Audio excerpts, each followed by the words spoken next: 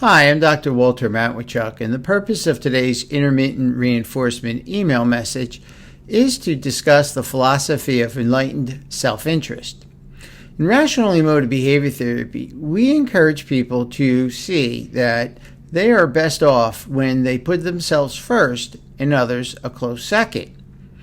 Many people may have difficulty doing this, as when they choose to put themselves first and others a close second in relationships that are significant to them, they may very well feel guilt.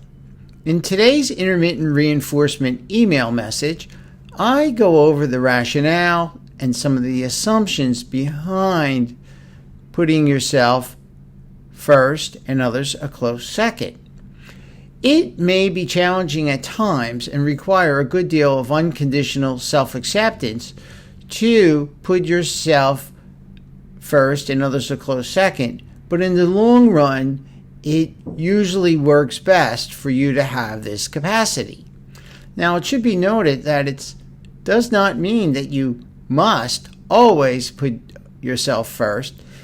This philosophy of enlightened self-interest is a flexible one, and it suggests flexible implementation of the idea that you will do best in life if you have the capacity to guiltlessly put your interests slightly ahead of the interests of others.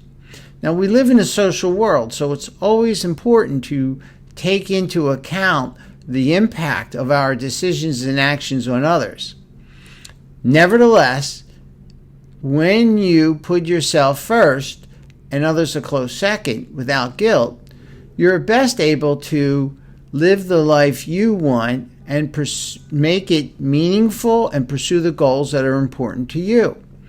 This will come into play in your relationships with parents, with your significant other, with children, and with children's relationship and decision making when it comes to going against their parents' wishes. I suggest you study this intermittent reinforcement email message and see how it might serve you well to cultivate the unconditional self-acceptance that allows you to guiltlessly choose what's best for you and then keep others' interests and rights a close second. I would also like to remind you that every Saturday I hold a discussion with a volunteer and talk about how some of these ideas can apply to their particular problems.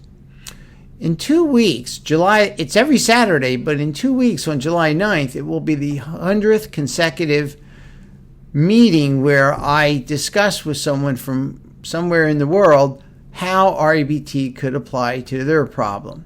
We will be having a special 2-hour conversation session whereby in the first hour I will hold the typical discussion with a volunteer and show them how to apply REBT ideas to their problem. But in the second hour, I will be joined by the good Dr. Wendy Dryden, an expert on REBT theory, and we will be answering your questions on REBT and how it is similar and different from other cognitive behavior therapies. I hope you can join us. It's at 9 a.m. Eastern, and it's on Zoom. This is 2 p.m. in the UK, 4 p.m. in Moscow, 6:30 in India, 10 p.m. in Japan, and for those coming in late night in Australia, midnight Sunday morning. I hope you can join us on any given Saturday, but especially on Saturday, July the 9th, because that will be the 100th consecutive conversation I'll be having, and it will be a special 2-hour presentation on that day. See you then.